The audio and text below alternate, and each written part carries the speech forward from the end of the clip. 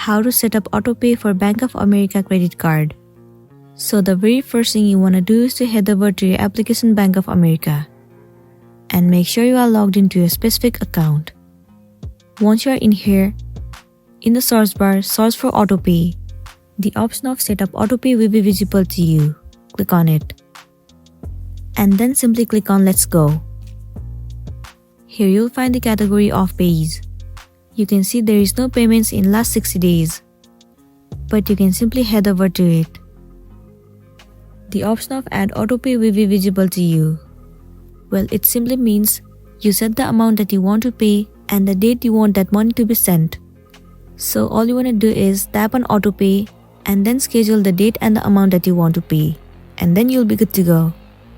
So that's it, and this is simply how you can set autopay for Bank of America credit card. I really hope this video is going to be helpful for you. Thank you for staying with us till the end.